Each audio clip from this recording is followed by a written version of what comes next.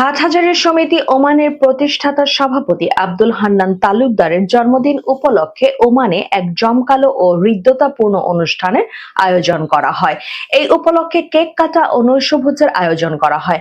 আনন্দঘন এই আয়োজনে সমিতির উপদেষ্টা, নবনির্বাচিত কার্যনির্বাহী পরিষদের সদস্য এবং বিশিষ্ট ব্যক্তিবর্গ উপস্থিত থেকে অনুষ্ঠানকে আরো প্রাণবন্ত করে তোলেন।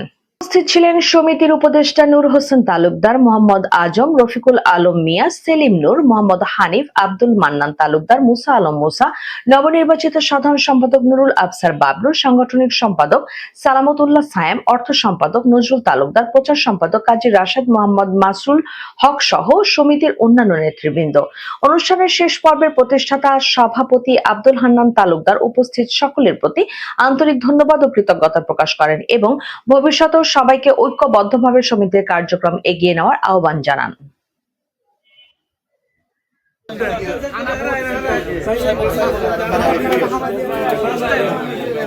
ধন্যবাদ। আসলে আজকে আমার জন্মদিন, আমি এই দিনটার জন্য এই অবস্থাতে কোনো সময় প্রস্তুত ছিলাম না।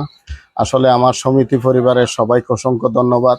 আমাদের আজকে একটা বছর আবার জন্মদিন পিছিয়ে গেল, এটার জন্য সবাইকে অসংখ্য ধন্যবাদ। যেহেতু আজকে আমার জন্মদিন আপনারা স্মরণ করে দিয়েছেন এবং আমাকে মনমুগ্ধ করেছেন এবং এত সুন্দর একটা যে আমাদের সমিতি পরিবারের পক্ষ থেকে আজকে জন্মদিন করেছেন, সেটার জন্য আমি সবাইকে অসংখ্য ধন্যবাদ ও কৃতজ্ঞতা প্রকাশ করছি। এবং আপনারা সবাই আমাকে দোয়া করবেন, যেহেতু আমি এই মানবিক সংগঠন নিয়ে আপনাদেরকে একটা পরিবারের মতো করে বিগত দিনের মতো এগিয়ে নিয়ে যেতে পারি, এটার জন্য সবাই দোয়া করবেন।